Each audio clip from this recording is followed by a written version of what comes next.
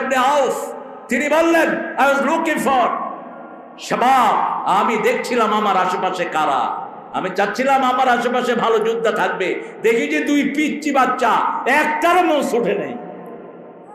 সুবহানাল্লাহ। আর কয় ছাত্রদের আন্দোলন নিষেধ, মূর্খ, মোষ উঠে নাই। দুই ভাই গিয়ে বলছে, ইয়া আম্মি, হে চাচা, আরানা আবু জেহেল, আবু জেহেল কোনটা দেখা দেন। উনি বলছে, মা বিকাবে আবু জেহেল, তোরা পিচ্চি পোলাপান আবু জেহেল নিয়ে কি করবি? কই শুনেছি আমার নবীকে অনেক কষ্ট দিয়েছে।